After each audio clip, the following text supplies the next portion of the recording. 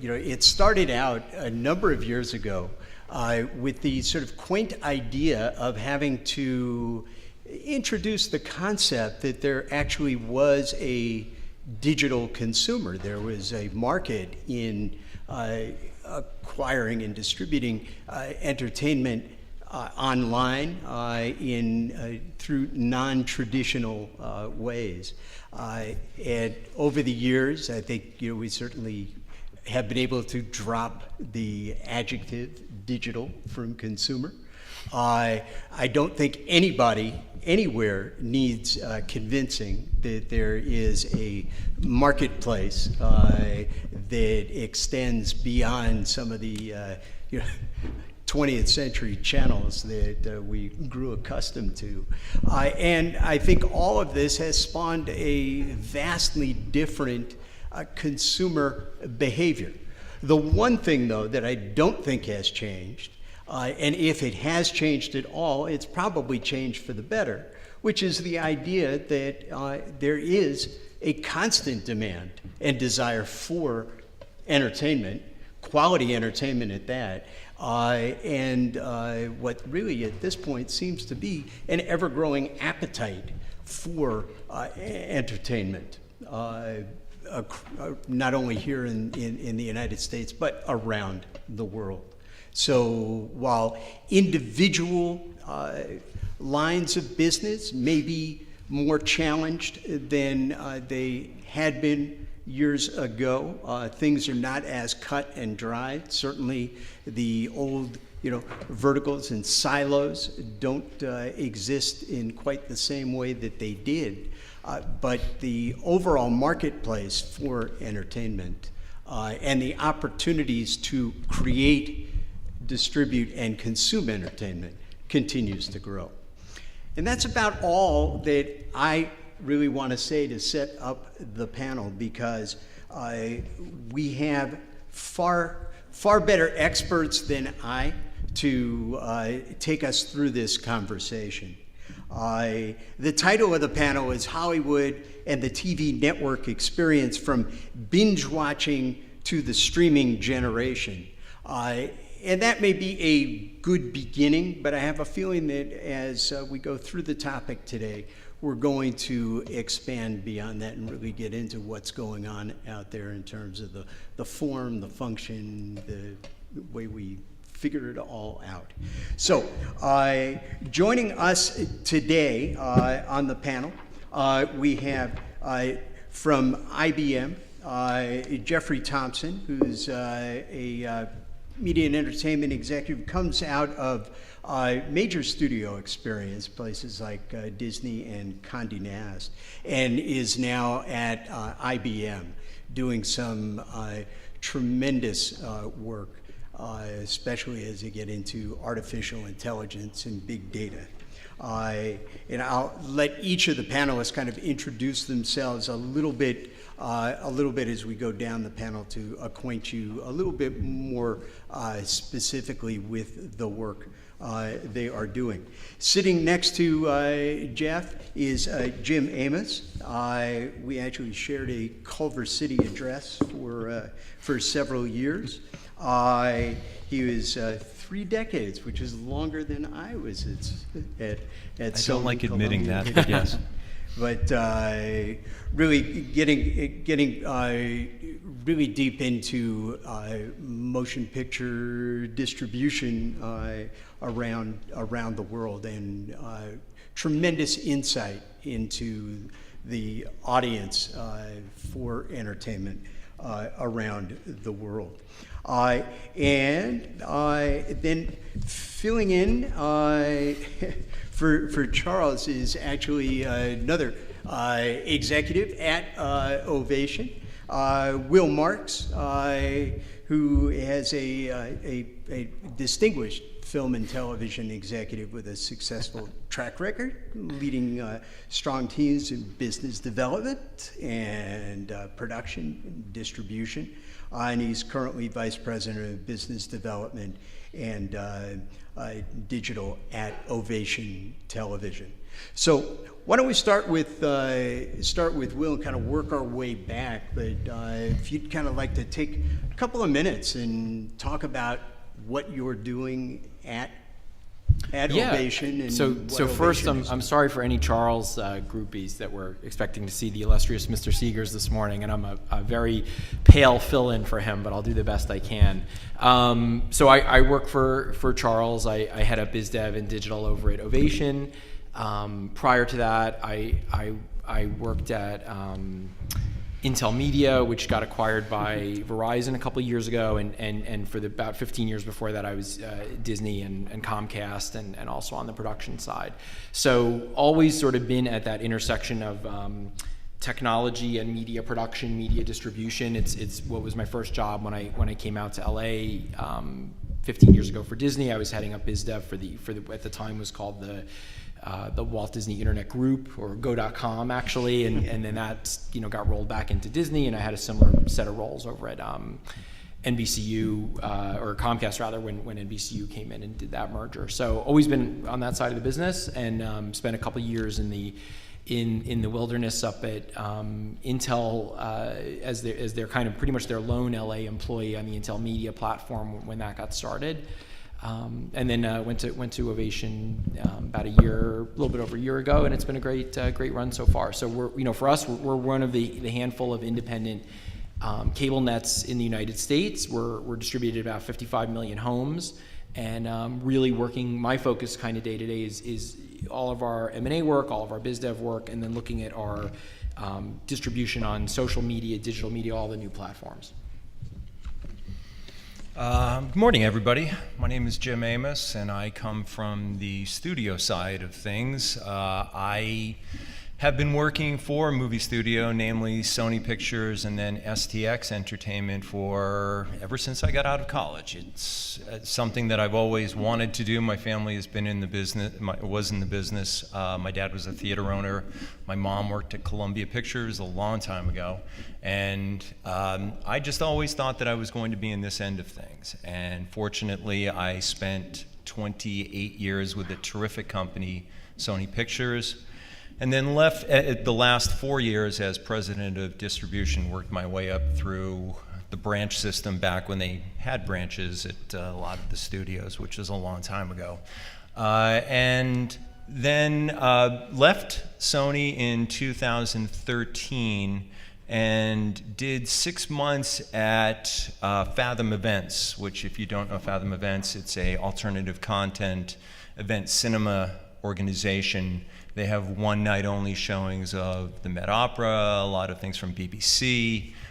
We did some things with NBC, Turner Classic Movies, and that was very interesting. That was a whole different side of the distribution business, and that was very enjoyable. I spent some time there, and then I had the opportunity to go to work with Bob Simons at STX Entertainment, which is probably I think it was the first studio to ever have a $100 million movie in the first year and a half of its existence with Bad Moms this past July.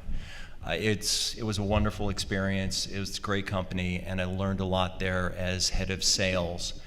And wanted to do something a little different after my 30th year in the business, and pivoted, and I just started my own entertainment consulting business called Scout 53, which is going to consult with businesses in all facets of the motion picture end of it, whether it's distribution, exhibition, immersive experiences in theater. So it's opened up a lot of avenues for me, and I'm very excited, and I just like to thank everybody and Don for inviting me today. It's great. Glad to be here, Jim and Will. My name is Jeffrey Thompson. I am an associate partner at IBM Consulting. I work with media clients like Disney, Sony, Fox, Deluxe, and a bunch of the major studios. And it's interesting that why the heck is IBM on a panel that is focused on television entertainment? You know, and that's an interesting concept. So I'm going to get back to that in a second, but just to say this, I spent 11 years at Disney in strategy and alliances, worked on some major partnerships with Disney on a global basis, helped launch digital streaming at Disney with ABC's Media Group when we were exploring how the heck do you make money on digital? This would be around 2005, 2006, 2007, when most of the companies, especially traditional media companies, were resistant to streaming, right, and to putting their content out there, original content in particular. Now you see we've come full circle. If we're talking about binging on content, and the fact that Hulu and most of the networks are actually trying to focus on getting rights to do what Netflix does automatically, which is to put 11 episodes up so people can get customized and familiar with shows and catch up on shows. It tells you the landscape that has significantly changed. I worked on a number of other initiatives within Disney that were digital initiatives, and then I moved to Condé Nast, a magazine company with 20 great brands. But the key word is magazine company, right? What girl, what woman, what man, what teenager? You know, I grew up with my little cartoons and magazines and the like, and you know, the average family had a certain number of magazines. So what does Vogue mean in an era of declining magazine and printing? What does GQ mean? What does Popular Mechanics? You can just go through every magazine and you see that we are in the most transformative state that this industry has ever been in, because it's hitting so many different areas. I built, along with a really great team, Condé Nast's first entertainment video strategy, which helped launch The Scene and a number of other digital content initiatives that are continue to be rolled out to reorganize those brands and deliver them across an entertainment experience versus a magazine experience. Then I've gone to 2 startups, one successful, one okay. And I arrived at IBM because of one of those startups, which was focused on artificial intelligence and helping clients like Disney, Ovation, and others make better content decisions. Content has to work in 100 markets. BBC Worldwide, their content has to work in 210 markets. With all of the digital data that's coming at all of the executives that are in either the greenlighting, all the way through to marketing, through to distribution, data is hitting them that in many cases we just haven't been able to organize in ways that's actionable. Well, enter companies like IBM. There's other good companies out there doing this. IBM is one with our cognitive platform, a computer's ability to understand, reason, and learn. A little bit different than just artificial intelligence. So meaning, while the average screenwriter can read 1,000 scripts, IBM Watson can read 1,000,000 scripts and tell you everything about that, right? And pull it out for that director, pull it out for the team that's greenlighting. So very interesting. We're at the very infantile stage, but we're moving very forward pretty rapidly, and looking forward to being on this panel. Thank you. You know, as I hear everybody describing what they're doing, it seems we have all of the industries really represented here. And I'm reminded, thinking of Condé Nast, with a story I read on Politico the other day, questioning whether or not print newsrooms had suddenly made this tremendous mistake by really seeing themselves as more than sort of even just traditional print. Now, I have my own opinion on that, which is that I actually think that journalism and good quality writing is not just about the paper that it's printed on, or the device you read something on. It's fundamentally about storytelling, and I think that a lot of publications have actually made the right move by extending their reach, their brands, their identities into these other arenas. But since print was perhaps one of the most dramatic fields where they had to fundamentally change the way they conducted themselves, and they've kind of morphed into really, now networks. Let's explore that for a second, and we can each kind of, look at how the disruption has in fact, created, a change and a new way of thinking. I think we'll start with Jeff, with specifically in the experience in print. Yeah, it's funny because from a curation standpoint, it's very difficult, right? This is a subtle transition, but it's a huge transition. You know, if you have, I'll give a simple example. If you have the editor of the New Yorker or the editor of the Architectural Digest or the editor of Vogue, these people have spent 30 years cultivating, curating, building networks, and going very deep with their stories, right? And I'm just showing Condé Nast brands now, but go outside of that to Time and Meredith and others. You know, print is so much different. The audience is so much different. You can see a much deeper context. Well, if you say now we're going to take Vogue and we're going to make that an entertainment brand. Now, Vogue's a great example because it's the type of brand that you can actually do that with because it's a magazine, but it's actually its own brand too. But think about a lot of magazine brands, a very, very challenging internal tension that exists because the video teams that need to gather audiences and build audiences that is built either on advertising or subscription models. It's much different than when you want to read an Atlantic Monthly article and go very deep, right? So the entertainment and the engagement is a much different level. It's a different demo. And so that's where the healthy tension is. So I think that what you're finding is that a lot of magazine companies have either partnered with media companies to help manage their brands and develop their brands in an entertainment capacity, or they've tried to bring in teams. Like I came in from Disney and a number of people came in from inside the industry at Condé Nast, inside the entertainment industry at Condé Nast, to help them shift out because the editor of the New Yorker may not, is great in their business, but they may not be able to do it and get it, TV. And a great example of that would be if you guys remember when CNN, 20 years ago, there was a package on CNN every 5 or 10 minutes, which, on the hour was for Sports Illustrated. And they never really made the connection from magazine Sports Illustrated, dominant brand in the magazine business, to Sports Illustrated Entertainment, right? Why aren't they Sports Center? It's very subtle, but you picked up on something that's very challenging to us. And by the way, the conversation we have with the election, there is an argument that you need some deep thinking and some, we may be getting the fact that so much of the 24/7 news cycle creates a repetitive cycle that really just covers the top line, and audiences may not be used to going deep as we previously would. Yeah, I agree with Jeff on that. Here we are in 2016 in a mass media culture, and if we see a political story, we can probably read the same political story in 50, 100, 200 different places. But I think that there is a responsibility now for the media to dig, as Jeffrey said, a lot further and figure out exactly what's the story behind the story.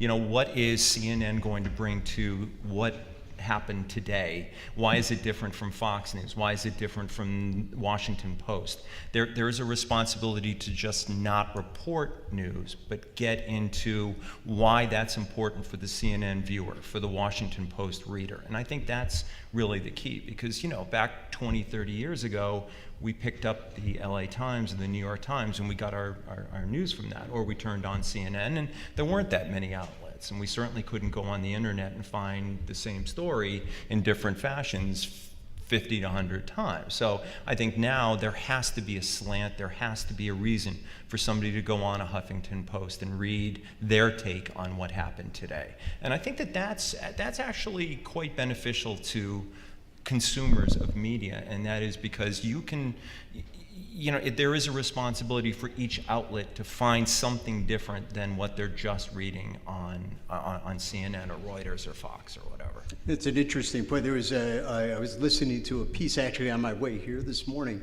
One of the top people at the Poynter Institute down in Florida that covers journalism.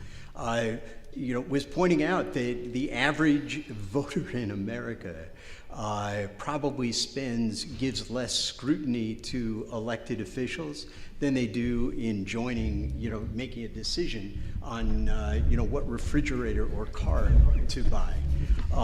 And that it really is part of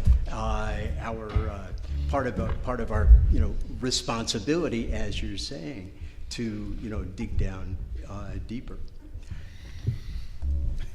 And talking about listening to things in traffic. Welcome. Thank you. Pardon us for going ahead, but please introduce.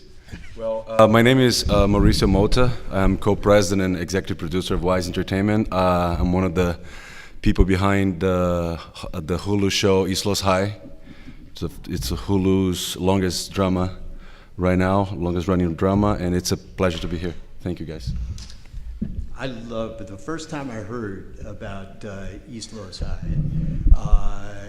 was in a presentation where the origins of that show were really fascinating, because it was designed as a show, a narrative show, but if I'm not mistaken, the actual sponsorship and impetus behind it actually had a whole public service component. Yeah, it was a very different way of doing, because basically we wanted to do it the traditional way. We a research-driven company. We're not only a production company, we're like an independent studio, and we made a whole study about what was the gap, what was one of the biggest underserved audiences in the U.S., and we found out it was, of course, American Latino millennials that were like third, second, fourth generation, they didn't even speak Spanish anymore. And then we started going to TV executives or agents or big producers, presenting this research and presenting the concept of this teen drama. And basically everybody said we were crazy. And everybody said this show will never see the light of day. The show will never be bought because the market is not ready for a show with Latinos speaking in English. This was 2010, it's not 1980s. Someone said that in 2010. So, and then basically, because for every show and movie, we build like an advisory board between 30 to 35 organizations, nonprofits, foundations, leaders. They are the ones who told us, they gave us the data that confirmed this will blow up. This is like tens of millions of people that need to see themselves in television. And then basically we raised like a few millions of dollars through grants and Ford Foundation and all that. And then we shot, before we shot, actually, we shot a pilot, a very short, like sizzle reel. And then we presented to people again, the same people. And then they were like, oh, you guys are not crazy. Maybe you're right. And then they saw the pilot, and then it was like, wow, we really would love to buy this show, but we have some creative notes to give. So we love it, but like, can you make it less Latino? That was the first note. Can you make it less Latino? And then you're like, but why make it less Latino? No, can you make like ensemble? Can you make a Latino guy, a black guy, a Hindi guy? And then you're like, guys, we're not doing Captain Planet. We want to make an authentic, and these guys are tired of seeing themselves as hookers, gang members, janitors, maids. These guys are CEOs already. These guys are directors. These guys they're ambitious, and they're becoming something more than a stereotypes. And then as the creative notes kept being the same way, we just decided to shoot 24 half-hour episodes with no buyer guaranteed, ourselves. And I lost all my hair through the process, as you can see. And then after that, we got multiple offers. One of them, Hulu. And then we decided to go with Hulu, that on the short term was a worse financial deal because it was just revenue share. But we knew that through research, that demographic was watching the show online. And after the show went on air with no marketing, in 2 weeks we beat Grey's Anatomy on Hulu. And then the show just started growing, and now 60% of the audience of the show is black, Asian, and white. So it became a mainstream show. So that's how, and of course, because we have all these partners behind the show, they're marketing partners. Basically, we have this huge network of nonprofits, foundations that basically put the show in places that people don't even know the show exists. So. Great story, and congratulations. Thank you. Thank you, guys. Hold on. You bring up a really interesting point, and it's, if I was a content creator, this is a great panel to be on, because you're seeing all the way from the content where it's created all the way through to distribution and how it has to be monetized, and all the decisions from green light to budget to funding to casting to what's payback. If I concentrate on payback for a minute, a ton of shows never see this light of day for this same challenge, right? Hulu or a typical studio is looking at, I'm talking Jim's game, but this has to work in 100 markets. Where's it going to be sold? What's my optimal monetization? What does the characters look like? Is there a market for this content in this particular area? Let me give you an example. When I was at Disney, we released a film called Remember the Titans. Any of you seen it? Mm-hmm. Was it a good movie for you? Yeah. Did you guys notice that it was never released anywhere internationally? Yep. I lived in Brazil when it was launched, so. That's a great use case that we're talking about. Back in the day, you just didn't have the analytics to say, could a movie about football, African American, even if it had a lead like Denzel, Denzel Washington, even if you have that kind of film, could it work in South Africa? Could it work in Europe? Is it going to work? Well, now as we've moved to a digital world, we know exactly what will work. We had a show called Empire with Fox year and a half ago. 2 years ago, it was the #1 show, right? Every episode built. I think it's the first show in 20 years to build every single audience, every single week towards the culmination of the season. Why is that important? When Fox went out to sell Empire, there was trouble. And this is that was not 2010, 1990, yep. 2005, that was 2014. They're out trying to sell a market, and is this going to work in Japan? Is this going to work in Singapore? Is this going to work in China? And so, long story short, the underlying technologies now, the ability to measure sentiment analysis in real time, the ability to learn in real time what audiences are where they're trending at, right? Do they care about vampires? Can we take the 21st vampire movie? Is it going to kill the category or lift the entire category, as many do, right? Many times, that's why you see so many of the same micro-genres. We have the ability now to analyze these things in real time and help the studios, including those types of content offerings that would not typically been taken the risk on previously. And go back to Remember the Titans, great movie, broke out, did very well. You only saw it on DVD and VHS. I think it's VHS at the time, but you only saw it there internationally because there was no plan, because people at the executive ranks did not see that movie would port well in any other international markets. Great examples, and for diversity of content and other types of micro-genre sub-content. It's also, there's an authenticity too. I think when it comes across with all of these companies. In the case of East Los High, it was about being authentic to the characters and the setting, and other people picking up on it. But as we've sort of noticed, is that something of a trend with consumers, or are they gravitating more towards sort of self-identifying content? I want to pivot a little bit back to platform. Sure. Because we were talking about in the newsroom, people are doing printed articles, 100 years, blah, blah, blah. And then I think there was this jump to, oh my God, we have to start doing video and chase CPMs. And so that sort of was a thing. That was maybe, newsroom 1.5, whatever. And now there's kind of this newsroom 2.0, you're talking about going deep in the Atlantic Monthly and reading a really long article. Bloomberg did a piece last year about code, about actual software code. That was, I don't know how many words it was 20,000, 30,000 words. But the article itself was interactive, had little Easter eggs in it. It was like reading it on a tablet or on your computer versus in Bloomberg were like two completely different, very, very different, rich, very interesting experiences. And I think just, we can't forget about the platforms here. Like East Los High, amazing project. And Hulu was the right fit at the right time with the right audience, with the right platform. That you wouldn't have been able to do, to your point, 10 years ago, 20 years ago, 30 years ago. It would have ended up maybe going to a broadcast net or a cable net or someone else. And who knows if it would have found the audience. It's a great question. But now, because you can super serve, super target, use the research, and then also, frankly, have a little alchemy. I was in a meeting, I kid you not, I was in a meeting with a very senior YouTube exec a couple weeks ago, and she made the comment that they actually tried to replace all the execs that were doing comedy development with algorithms, but it didn't work. And they had to go back to having human beings do comedy development. So it's this mix of platform. I think the technology and the forecasting and the data is super important. But I think there is this, it's that Steve Jobs comment about people don't know what is going to delight them until you delight them. And I think that's why we're all on this panel. That's why we're sitting here, is because humans still have something to play and something to do in the space. And I think we can't forget about that. Yeah, and that really figures into our end of the business as well, because anytime you hear somebody at a specific studio say, "Oh, we have this special sauce to figure out," we input 3/4 of this and 1/4 of that, and we do this and we do that, and we put it all together, and all of a sudden the perfect movie comes out with the perfect cast.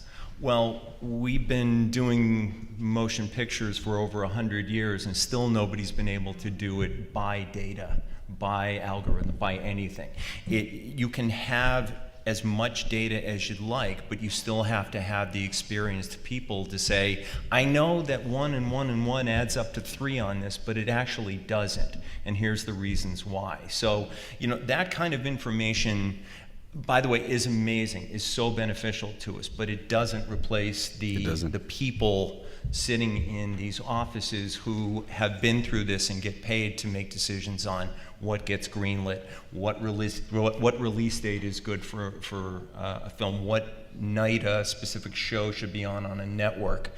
You can have all of the numbers that you'd like, but if you don't have the people to analyze them and develop a platform and a plan for them, you're only halfway there. Yeah, I borrowed a game that a frequent digital Hollywood speaker, Steve Bradbury, often plays with an audience called, Content and X are King. And I played it with a class of students that I teach at Boston University. And this year, they spent, an hour or so going through all of these different, words and settled on content and execution are king. So you can have great content, but if you don't execute the whole, not just making it, but every step of the way. So yeah, but I just wanted to add something to your point about the Titans. I think that there is a big disconnect, because I remember even before Empire, like, we would go pitch like Isloside, the movie. A lot of people got interested because the show became a hit. So, and we know the movie will go really well. And then I would hear top executives say from movies saying like, oh no, but black and brown movies don't travel.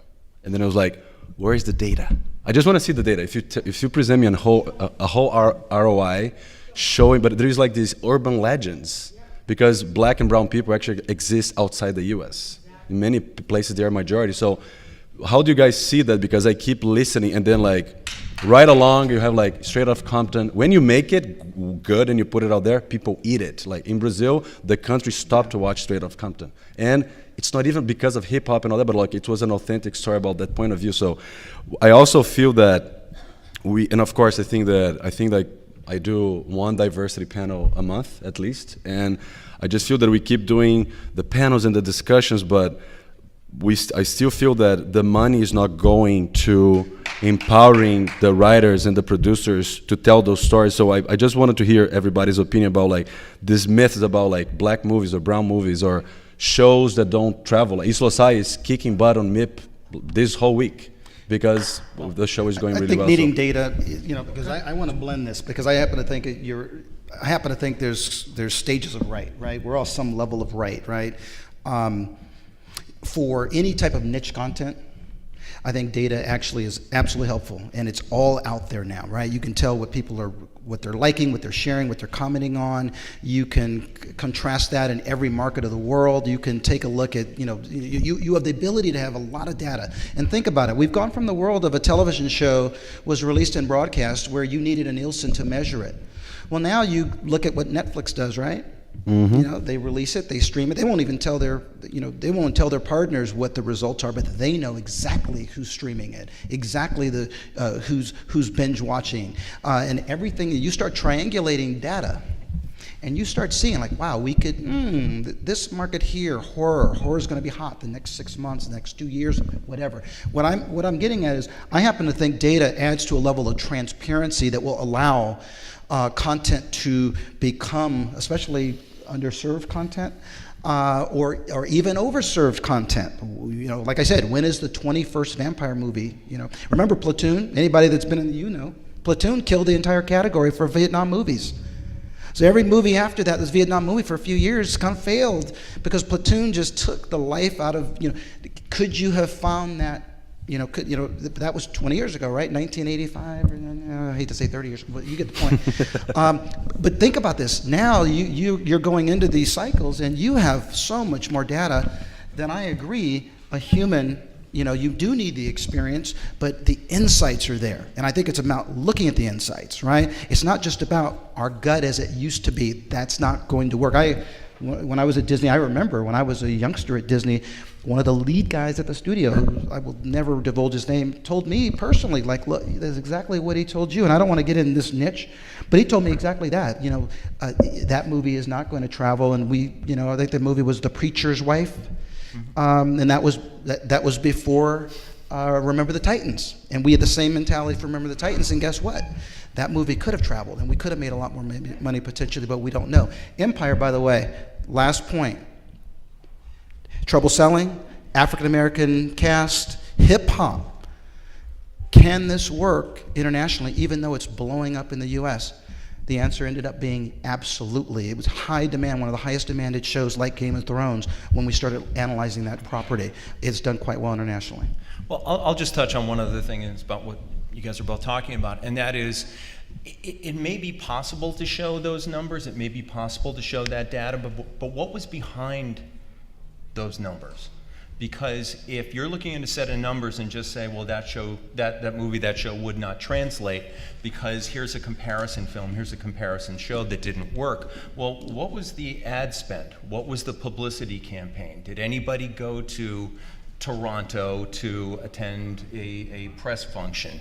What was behind those lackluster grosses? I mean, they could have just released it up in Europe or in Canada and it didn't do well and thought, well, the reason why it didn't do well was because not enough people came. Mm-hmm. Well, it's more than that. Yeah. I mean, it's a self-defeating prophecy if you just kind of toss it out into the, ether world and think that people are just going to come without any kind of marketing or publicity or PR on it. Yeah, I think you raise a very good point because all those elements that you just presented, besides airing, I agree with you. I think that the other things that you're saying go to the point that I say many times, it's like we need to move from buying audiences to develop audiences. When you do all those things you're saying, you're developing the audience.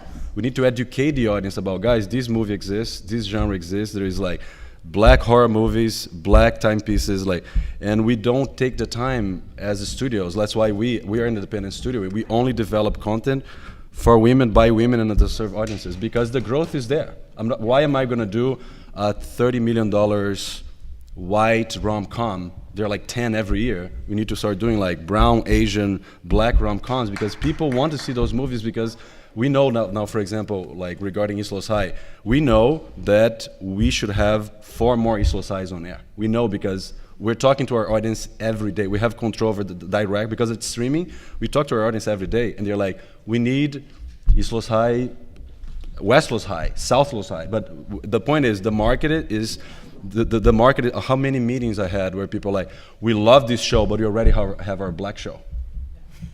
Oh, we already have our Latino show, and then it was just like, guys, I'm sorry, but like, you don't say that we already have a white show.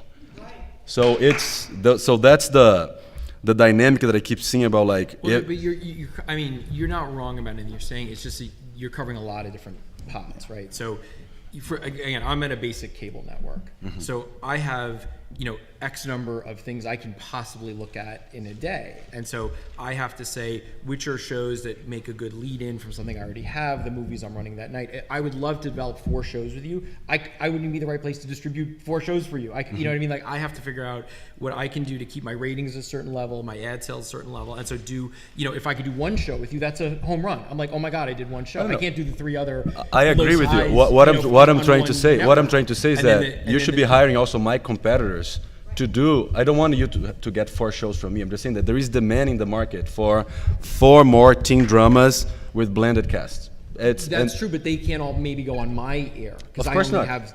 I understand. Network. But what I'm trying to say is that like still we have basic cable, premium cable. No kidding. I have these meetings every week. Like, wow, this is amazing. This is great. Like I'm just now pitching a show that has John Legend attached, Anthony Hemingway to direct the pilot. Emmy nominated, like OJ. Oh, we love this show, but we already have a black show. Right. And then it was just like, for me, that's nuts because you already have a black show now, but you need to develop for the next cycle of that show. So we keep hearing those things as producers, just to hear that, guys, we already, like, we're it looks like a quota for me, and it's very dangerous because we hear that the audiences are stagnating on the typical audience that we keep talking to, and people are hungry. And I see your point. You can't have 4 Latino shows in your network. I totally agree. We might if they're all great shows. That's not the. Well, because we don't even have 4 original productions in a quarter. We're a small basic cable net. We did one show in October that's like our big drama for the 4th quarter period. So, do I see great pitches all the time? Absolutely. But, you have to say, what's the one you're going to take a bet on? So would I love to do 4 shows? Absolutely. I mean, again, I'm not HBO. I'm not Miramax. I'm one have a little limited network. programming. Can I I say pick this? one show a year and that's that. Can I add to this? Because I actually think that I love the discussion. I hate panels that are boring. So good luck, everybody. Yeah. But think about where we're at. I mean, I think we have made such tremendous improvement. I feel your frustration. I understand it. We have made such, your show's on and is doing well. And that will lead to a whole bunch of study that previously you didn't have, that will allow for other network executives to take the risk on those shows. And until they are not risky. There was never gay characters on air for many, many years, right?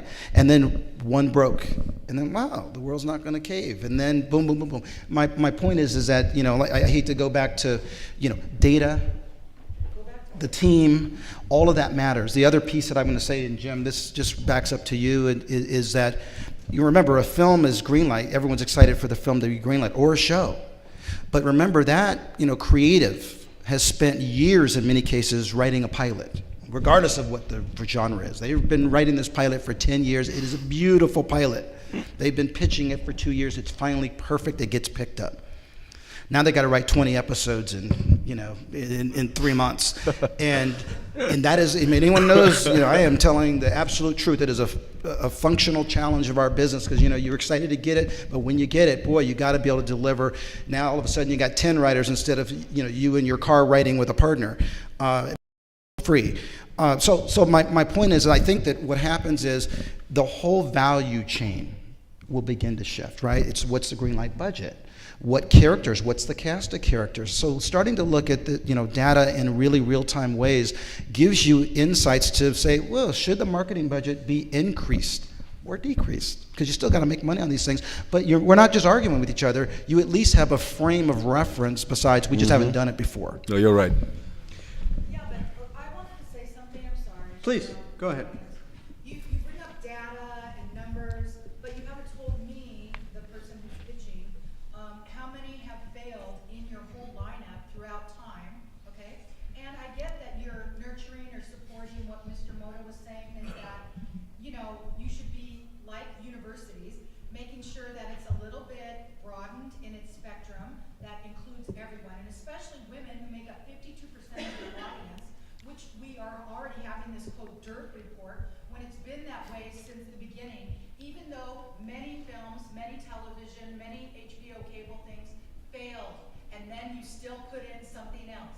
Or like he said, why didn't you do north, south, east? You've done, CSI, north, south, east, whatever, right? But again, it's about including everyone, and especially women, okay? We're getting all this data, and now we're finding out the data's not even accurate, okay? So I appreciate that you want to sell me data and numbers, but sell me action and inclusion instead, and see where it goes.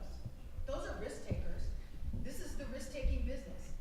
So tell me the data of what failed over time, box office and TV, that you kept putting in, even though it was, oh, this is going to be the greatest thing since sliced bread. Okay? I'm just saying. Look at another show, Utopia. That was 2014. Failed. A huge budget. I think, just a huge budget, right? Reality show. Fox was counting on it. Just trying to lighten up a little bit in here, just to try to get to the problem, right? Shows fail across every genre. They fail across, regardless of the cast, regardless of, whether it's a reality show, a scripted show. And also, the Shawshank Redemption, great film that didn't find its way until Academy Award season. Am I right? How many favorite, Shawshank Redemption there are? But if no one went and saw it at the movies.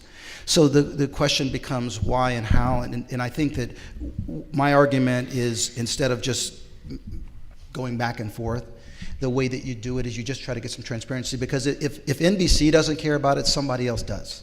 Hulu did. Netflix would. They always say HBO takes risks on a lot of things, because they can, but they also don't have the heavy risk. They don't need a 20 million audience. I think that what we're just going to have to do is just keep experimenting our way into this. And so I know that we're, I don't know. I'm with IBM. I would just say that leveraging underlying technologies to allow for transparency that we just didn't have when we were in a traditional broadcast out scenario, and when we didn't have, I remember being in a meeting where they said, why didn't this movie open? And they said, because it was raining in Spain or whatever it was. And that those kinds of things are very true. There's a huge storm and it didn't open, or the World Cup. These types of things now, there's a reason why IBM bought the weather company, for this exact reason. Real-time analytics anywhere in the world, against any show, against any film, against any human population. You're going to see more and more of these kinds of things that allow for diversity of content, casting, character, greenlighting, marketing, allocation, and distribution opportunities. And so that's all I can answer. And I was going to real quick. I was going to flip it the other way and just say, for 2 seconds, I think until... And I don't want to speak for the whole industry, right? I mean, that's not my job. Lord knows it's not my job. Until, and this is, economics 101, until we have better representation at every level at our company, my team in digital, my development team, blah, blah, that they are reflecting the stats you're talking about, I think you're always going to have that issue, right? Until you have more women on your staff, more minorities on every level on your staff that are CEOs, that are COOs, that are heads of digital. That's a huge shift right there. So everyone needs to do a better job on that. But I think to answer your other question a little bit is, it really isn't one broad brush for everything, right? If you're when you think about your bosses at Sony, and they have quarterly pressure every quarter, and they have to release only, 2 movies, 3 movies in the summer, someone there may really want to do East Los High, the movie, as the big summer, really. But they know that when you say Spider-Man, people automatically show up. So there's that weird moment where they have to say, look, there's 2 I gotta do, because it keeps the lights on, it keeps the studio in business, it keeps me with my earnings every year. I can push it to my PlayStation and do the game and do all the things. And then, hopefully they have enough, I know what the right word is, it's enough kind of like vision or court vision, or just, that they think it's a great project and they want to do it, and say, what, for our 3rd quarter, Oscar type movie, that's where we do East Los High, the movie. So there's a lot of parts that go into it. It's not just people sitting around saying, yes, no, we don't want to do an interesting Latino project, or I have too many black projects, or, we certainly don't look at it internally at Ovation that way. By any, I've never been in a meeting where someone said to me, we have too many Latino shows or not enough Latino. It's really like, what are these amazing projects? You've been in meetings at Ovation? You've been in our office, really? Yes, I work for the studios. You've been in Ovation in our office. I'm asking one in my specific office. But I'm talking about, in my experience at my company, we don't have any sort of position on that. We don't have a quota system. We look at great projects all the time, and we make just, human decisions.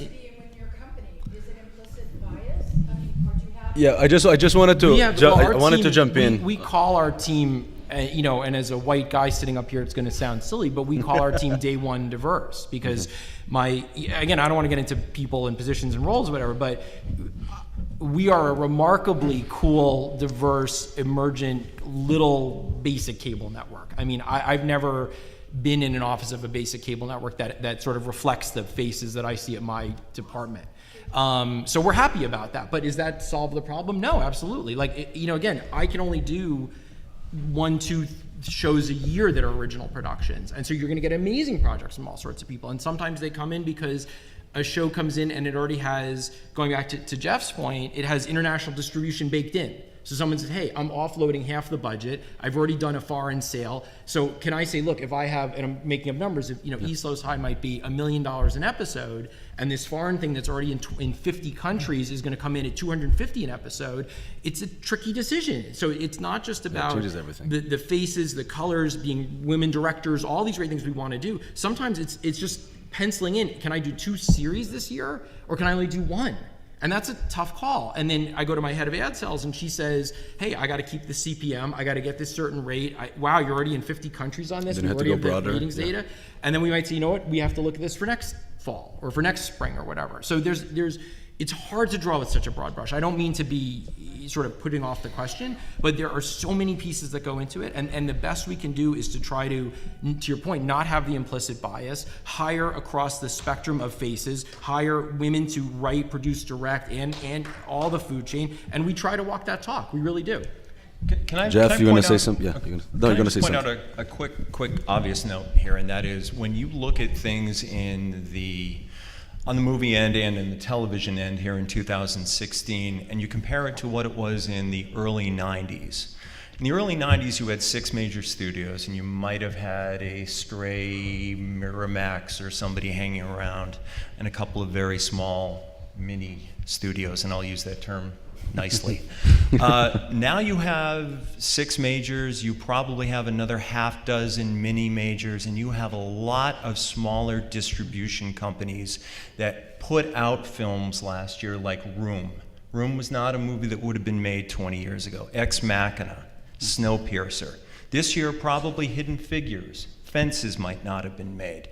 So yes, are we where we absolutely positively want to be in 2016? No, but are we better off in the movie business? I'm going to say the same thing for the TV end of it, because in early 1990s, how many channels were there on cable and how many are there now? But we're moving forward and we're bringing a lot of different views and demographics into the filmmaking and TV making end of the business. And I agree with you, and I think that we need to avoid the witch hunting approach. I think that if we bring to any dialogue, we need to avoid like witch hunting or the blame game or anything, because I think we need to come from a place of solutions. That's why I really like everybody's what you're trying to say here. I think that what I brought was in a genuine way more like questions and much more like challenges to think about the data, because it's really important, because the data is saying a lot of things. I think that 2 days ago Nielsen released a huge study about African American millennials, and they are with Latinos the most connected generation ever. And again, that's important, something for us to pay attention. Even for me as a producer, as a like tiny studio, that needs to be taken in consideration when I'm developing, when I'm greenlighting my things, or when I'm pitching stuff for any of you guys. I just think that we keep, it's not about bias. I still think that we are coming always from a place of buying the audience instead of developing the audience. That's mostly my point. I think that when you mention about, I would never be able even to do 4 slow size a year. But what I'm saying is that there is demand. There are eyeballs and large CPMs for more shows like ours that people should be doing. And nowadays we only have Islos High and Jane the Virgin, and it's like, what? It's like, and again, they're compared because they have strong Latino characters, but they shouldn't be compared because they're completely different genres. So my point is much more about, when are we all going to start making exercise to educate and develop new audiences that will generate growth? Because let's be honest, like women represent at least 50%, and we still have, and we're still not doing at least 15% of movies for women. So that's more my question about why those things happen. Well, and I think that the data and analytics are actually revealing some of those hidden insights that hopefully give people at the studios and networks the confidence to, frankly, to borrow the Star Trek line, go boldly where they have not gone before. But to jump into the middle with Jim and Will, there's, I'm sure, a pattern of sort of audience appetite balanced with the economics. And from a studio perspective, I mean, for all of the years in exhibition, most of the major studios go after the economics, almost dictate that they have to, you can't survive on making $2 and $3 million profits when you make a Spider-Man and you can bring in 2, 3, 400 million. So studios take more of a portfolio approach, and at the same time, I'm sure there's when you talk about growing an audience at a network like Ovation, there's something specialized about what Ovation does in terms of the kind of programming that goes on the air, which has a relationship. And I'll jump back to advertising. platform a little bit. So for instance, we have the linear cable net, but we know we have to be cannibalizing that across Snapchat, Instagram, Facebook Live, everything else. And so just going back to because I love to touch the third rail, going back to diversity for a second, like we're casting a Snapchat show right now. So we're doing a weekly Snapchat type of show, similar to what E! News is doing. And my team understands very much that we don't want a blonde cheerleader to be the host of it. Like, they know from me from being in a million meetings that we want someone that has a great voice, that's really unique, that's really different, and so we are really doing all sorts of alternative kinds of casting. We're looking for the production team to be, at least half women, at least, more than half minority if we can. Like, that's how we make the change, sort of day-to-day boots on the ground. But to going back to it, that doesn't get reflected necessarily on Ovation's air in prime time this summer. That starts with Snapchat, it goes to Facebook Live, and then as we get good at those things, get better at those things, we can take that and use that information, that data, those learnings, and go back to prime time and bring those things. It's like research and development. It is, and they're big money things. These aren't like little rinky-dink things. These aren't like afterthoughts. This is like the future of the business, right? Is these new platforms for us, because we know we're not going to be on basic cable forever. No one's going to survive just on basic cable forever unless you're part of, Viacom or Disney or one of the big conglomerates. So we have to do a lot of things at once. And I always tell our team, we're always like running on a rolling log. Like, you're running and you're trying to make progress and you think you're in the same place, but that's what it is. There's a lot of these different pieces. You're on a lot of platforms at once. You have to cannibalize your core business while you're doing it. But that's what makes it fun and exciting at the same time. That's what gets me out of bed every morning. Jim, with when we talk about rubber hitting the road, you were also. Did somebody have a question? Data. It's how you use it, how you analyze it. You can have a ton of data, but Absolutely. if you don't know how to weight the data, how to analyze it, how to put it in perspective, you could come up with the exact opposite result of what is in reality the actual perception. So it's not about data. Diversity helps, but it's about the analytics and the power to do the analysis. That's why IBM and Watson. That's why Google with their analytics Yep. and their engine behind it, Adobe with what they're doing, have the ability to come up with and why it works. So it's not just getting raw data and trying to figure it out on a microcosm of development, like you said with the studio floor here. They don't have the internal resources or the limited resources to analyze the data. So it's about taking the data and building a model that represents the real world in order to analyze it. Yeah, just briefly, you're absolutely right. And one piece to it, we have to come back to the core of the problem. One studio, my last year, we did 40 pilots. 40 pilots got 6 shows on air. 6 shows led to 4 being canceled. 2 were successful out of the 40. No, and probably before that you had 400 pitches. Right. Let's not Well, forget. there you go. So the challenge is it's and by the way, content is not static. It is exploding. There's all he's talking about a Snapchat movie. So you're talking about the content, the pitches, everything's exploding. So you absolutely have to have data. And I don't mean Nielsen, one sheet. Oh, how many Facebook likes do we have? You have to have the ability to digest that data, clean it, unstructured and structured data, which sounds boring as hell, right?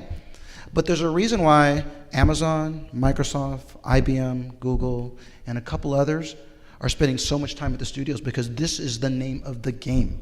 And at this whole argument that we've been having about, which of course it's stuck on, how many women, how many this, how many African Americans. Got it. I got it. I'm so invested in that, right?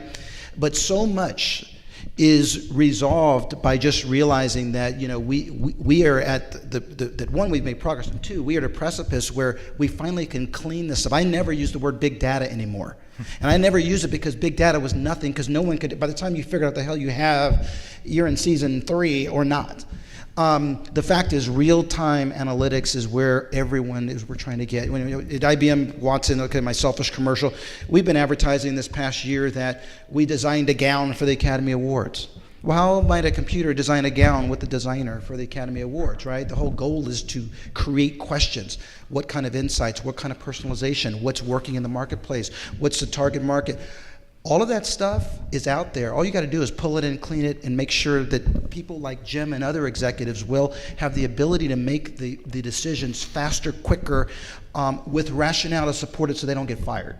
Right. The other thing, and it's an excellent point you brought up, and that is that when I first got to the studio in 2009 over at Sony, there was one guy who was in charge of data analysis, and he sat in a room with no windows, and we kind of relied on him to tell us what to do. Yeah, no air conditioning, trust me. Yeah, and that was our data analysis. And you get there and you think, really, this is how we make decisions? So we transformed that, and basically we did it by data analysis by committee, because it's one thing to get the data, but if you want to make that, if Jeffrey hands me a piece of data, and I want to make that data sing, I can make it sing. If I want to make it bark, I can make it bark. I can make it do whatever I want to, if that's my goal. If I want to make this look green, I can make it look green. But if you've got a group of 4, 5, 6 people who are all contributing to the data analysis, that's when you all of a sudden can come to a consensus with the data, and you can put that data to use. Jeffrey handing me a data sheet doesn't mean anything. It really doesn't if I'm the only one making that decision. So it can't be the guy in the room with no windows, and it can't be just one guy with an office on the top floor. It's got to be a collaborative thing. Give you 6 data sheets based on different criteria that he's identified, and do that to you in 10 minutes, rather than you sit through 10 hours or 10 days of collaborative meetings. That's important. Yeah, And I've sat through 10 days of collaborative meetings. yeah. by Let the way. me It's not- let me jump in on that. I think there is no right or wrong into that. 10 days, 10 hours, or 10 minutes. It really is. I think it's I totally agree with you. To Jim's point, like, is how you read it, because data exists to make us have more empathy. That's the rule of data. Data should be there to help us to read better the audience and what they want. That's the goal. I think that one example I always like to tell is that when we went from season 1 to 2, and we are one of the few shows on Hulu that has access to streaming data because they closed, they don't share anymore, copying Netflix. But from season 1 to 2, we started analyzing all the streaming data. But started analyzing all the Vines, all the tweets, all the Instagram accounts of 25,000 fans all over the US. Regularly, every month we'd be gathering their data and their comments about our show and not about our show, just to see how they're behaving. We mapped the hardcore fans. They call themselves ELA addicts, because we made a decision. Inside our data analysis team made a decision to say, we want to go through 1 million fans, or we want to go through 25,000 fans. We made a decision to go through the 25,000 because they were the hardcore fans. So because we already had that process, when we went from season 2 to 3, we noticed through data analysis that we had this huge fight. No kidding, it was like intense fight online between African American women and Latina women online all over the US about who loved our show more. Huge fight, huge arguments, amazing, making Tumblr pages to show that East Side was more black than Latino. That's what you want. You want your fans to do that kind of thing. And that data made us go deeper into those behaviors and create our next show, which is about African American millennials from the South, because the data was telling that they were underserved and they were hungry for new content. And that took 6 months, my friend, to analyze all that and go through the writers and interview 30 presidents of nonprofits and foundations, because you need to cross with qualitative and quantitative. So we keep, I love when someone says like, House of Cards. No, it took 6 months is because Watson is not going to make the next Avatar. Watson is not going to make 12 Years a Slave. Watson... If you ask him, I'll bet you he'll tell you that's not necessarily true. I'm sorry, like... Tools like Watson will help get you a bigger or less Oh, no, marketing completely, budget. completely. They'll help give you insights on your casting. They'll help get you insights on the finance team. Believe me, the hedge funds that are funding content will, instead of just saying, okay, this is a comedy set in New York in 1971, here's your budget, it's $10 million, insights get you what your budget's going to be, up or down. Actual content have you ingested into Watson content analysis? Yeah, you're asking a great question that I'd be lying if I told you I knew, but somebody knew. But trust me, it's a lot. We're IBM, right? But- we're spending a lot on this. Look outside the window, there's 52% of women in this country. In 5 states, the Latinos make up the majority of the people in their states. California being one since 2014. Still, we don't have, a plethora of programming that we can put out that represents a certain community. I don't understand. And Well, I'm not a witch hunter, I'm not witch hunting, and I'm not cannibalizing. I'm just merely giving you data that has existed since we came in the time. I think just as we're winding down, I want to ask a couple of follow-ups, and then we will have time for a couple of questions. But one thing that comes to mind in looking at this present conversation is that you can speed certain things up, but some things actually take time. A conversation actually takes time to percolate. So, all the computers in the world could not necessarily have sped up that dialogue amongst those 25,000 superfans, because some of the stuff I'm sure just came out as a function of continuing the conversation. Mm-hmm. I think it's You know what? It's like an accountant. I disagree with that, but only because I disagree. I respectfully disagree. Okay. Because that's like looking back, an accountant saying, I'll never use a spreadsheet. It's like there are tools that are out there. You still need the accountant, but the tools that are out there become simplified tools that just become part of your plethora of tools to help you make faster, quicker decisions. And I would argue that we want to make better decisions across the industry, meaning content decisions, all kinds of things, right? But underserved communities, underserved micro-genres of content, right? And by the way, you're talking a specific woman, African American, Latino, but there's a whole bunch of others. You can look at, there's a thousand. Look, I'd just like to make a suggestion, not even the moderator. Let's have the dialogue. He's going to open the microphone and everybody can ask. Yeah. I think it's important that, because we are trying to make a dialogue with all of you guys, and there's like an interruption. I'm sorry, English is not my first language, and I think guys is plural to other things. So I'm just see, you're picking on everything. I'm agreeing with a lot of things you're saying. You're making a great point. You're interrupting his point. What we're doing is analyzing thousands of sub and micro genres of content. We're talking on a scale that is a fantastic scale, because we're talking about, well, are there Indian people, from India on air? Are there, there's a whole bunch of things, but some of these things, one, there has to be consciousness paid to it, but I'll tell you, content has to go global. Content has to be global. Content has to be sold in 90, 100 markets. As I mentioned, BBC, 210 markets. So it is up to us to, we're always looking, and by the way, we have the tools now to be more global than ever before, but I happen to argue that we are doing better in some cases than we've ever done before, but we have to keep moving forward. Yeah, But, it's but I want to get to your point. evolutionary. I want to get to your point about the fans, and Jim, right, Jim? No, Jeff. I disagree with your point about it's the data, because I think that it takes time, and I think that if data and supercomputers were there, the subprime crisis would never have happened, because all that was predicted by the machines too, and then the market You got to have melted. decision makers, right? Tools. Again, but the decision makers it was rigged. So we need to. I think it's a metaphor. We're gonna, if we put 30 monkeys typing a computer, we're gonna have the Iliad? No, we're not gonna have.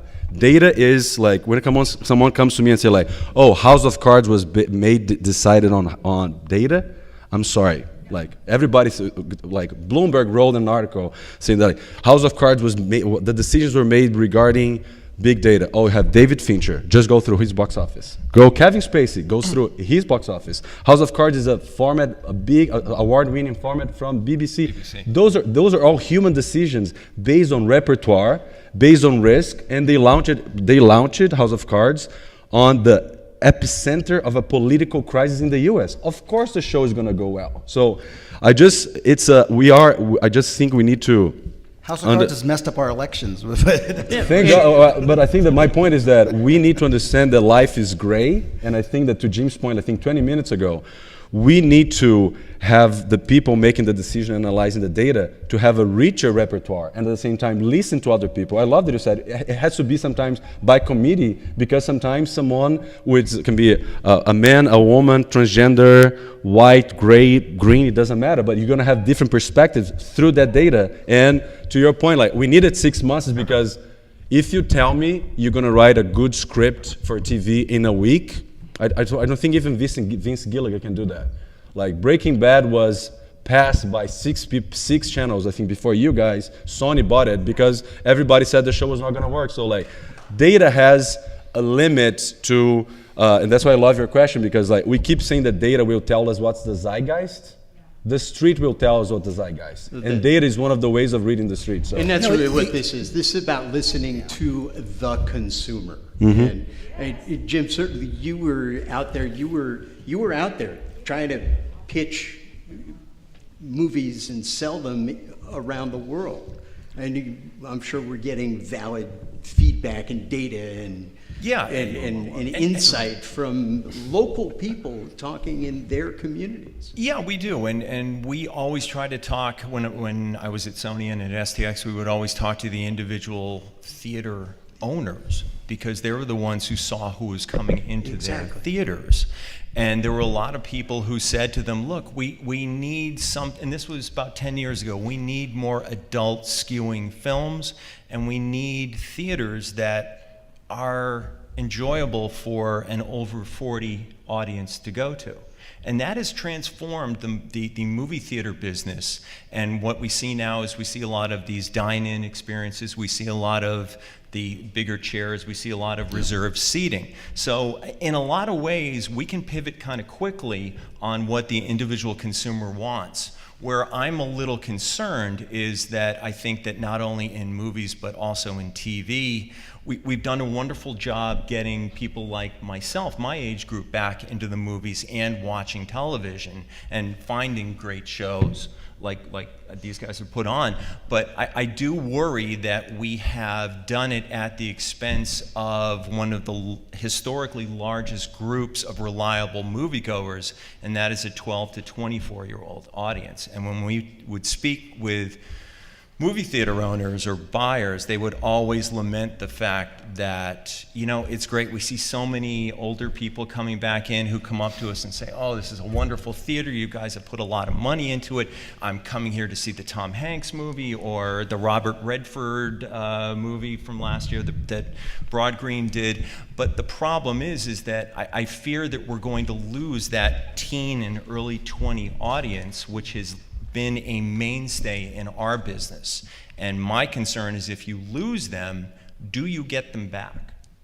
Because they are moving on to other things, whether it's just being online, whether it's TV, whether it's just the wealth of cable channels and what they can watch, whether it's Breaking Bad, whether it's your show, whatever. They're finding other things to do, and I think it's inherent upon all of us in the entertainment content business to find a way to bring them back into the fold, and whether that's with virtual reality or immersive theater experiences like 3D, 4D. You know, we have to make it cool again for that audience to come back to the movies. If you're okay staying for a moment or two, we can take a few questions Yes. or keep the dialogue going. Or did we exhaust everybody? I think we did. I think she has a question there. Question back there and a question over here. There's just so much concentration and focus on data, data. I mean, what has been the backlash of relativity, which has really been about, picking movies from the cast to everything else above the line, potentially below the line, I don't know. But what is the Great question. response to relativity's bankruptcy and the whole model? Because I sort of don't see there even being a ripple in what we're talking about when that's already been, pretty screwed up. So it really is, and I just still think it's a people, human, decision-driven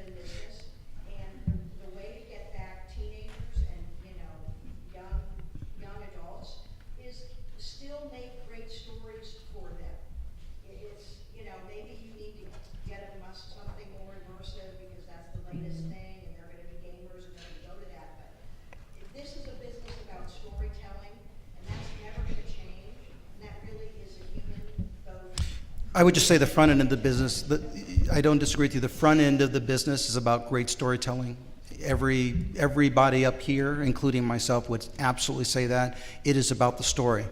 It's about leveraging tools. Unfortunately, before you see the story has to get funded. Some people have to believe in it. They have to make decisions, and they have to make decisions when you're seeing thousands and thousands of more opportunities to buy content. It's compressed in different time cycles, different windows. And so the reason why we're talking about data, because the hedge funds that are funding it, the studios that are funding it, underneath that, they have to have the ability to say, how much can I get return on profit, or return on investment? The stories just still have to be there, and you're going to see that. But underneath it, data is going to be super important. I would also, as a content creator, you would want to have, and I'm not talking about sheets of data, I'm talking, you want to have insights. You want to have insights to what is popular, what's out there.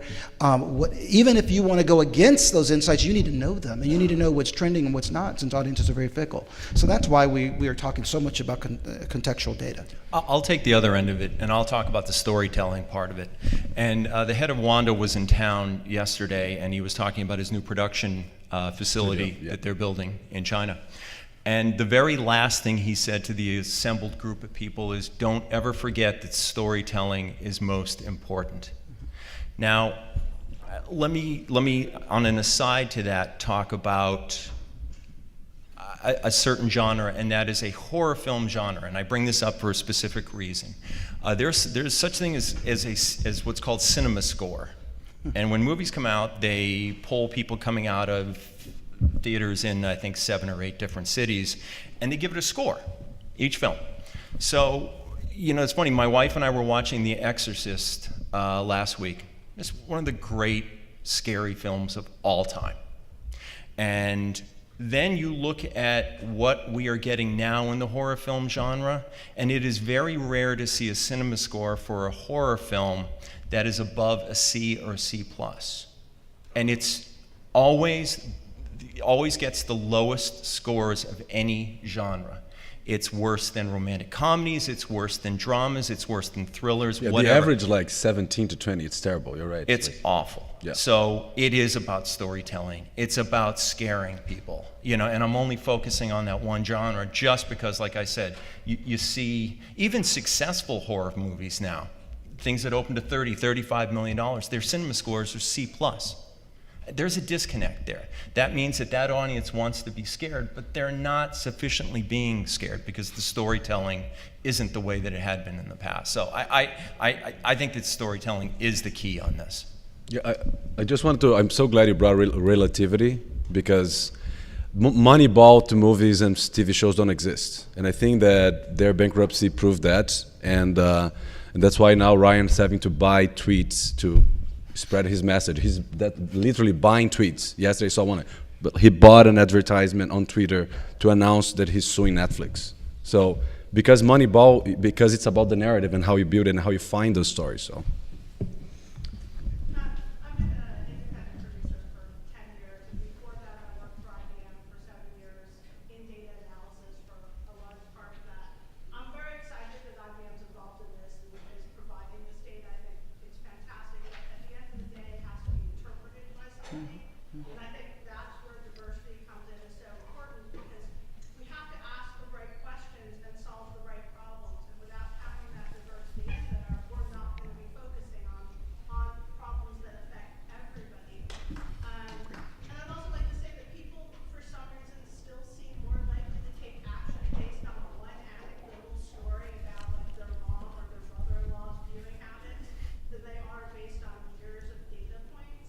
And so again, it just comes down to needing to have that committee together so that we have representation from enough groups to really look at the data and understand that just because African American women aren't watching this show that has an African American woman on it doesn't mean that they're not interested in that content. Maybe the scripts were written in a way that the characters were stereotypical and they don't reflect what an actual African American woman might want to see. So we have to have some human interpretation and it's not Yeah, I think that, can I add something to that? Because it's what you said is brilliant, because I love that you bring the IBM and the independent producer two hats at the same time. I think that we have, like when he's saying, and I love that you brought Snapchat as an example, when he's saying that he's doing a more blended cast for a Snapchat show, I think it shows that his team is reading culture with and without data, because, and I think that data is this like ethereal like word, because like the census, the most recent US census is saying that millennials are the most blended generation in history.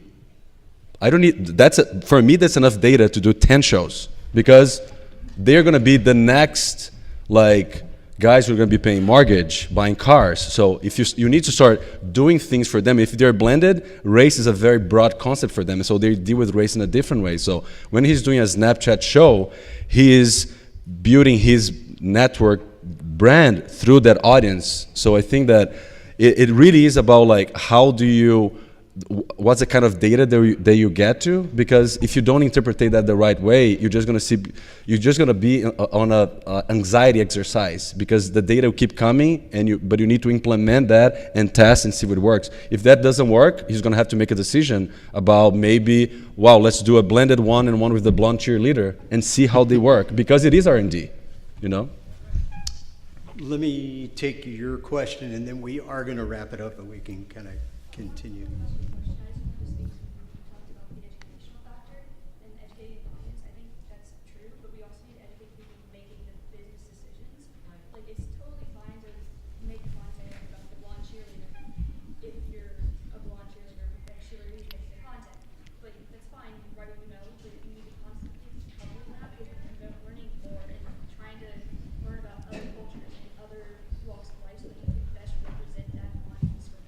I agree, and to his point, like, you have to hire people that represent that, and also, like, for example, USC Annenberg has been making these waves of studies every year. Stacy Lynn, I think is her name, like on gender and race. And if you see the numbers, you can see that the decision makers are not educated enough, because if you just see like I think that 2% of the movies had women directors. 2% of the movies. Yeah. So to your point, I think you're totally right. It's a much more layered situation that we need to go through different points of view. But like, the decision-making process is as important as training I think to Jim's point, like the audience, the 12 to 24 is an audience that we're losing. And like, if you go to the gaming industry, I went to a movie theater with I think like 600 people in Brazil, 600 kids watching video games. They're not gonna watch any movie. They don't go to watch movies anymore, and we're losing those guys. They should be also watching movies, or they have more options. So it is that it's a tango. It's really like that tension between how you educate inside and outside. You're totally right. I see a hand up, but I also know we're over. Are you guys willing to sit for one more question, or? Sure. Whatever you All right, want to do. last question, and then we will thank our panelists.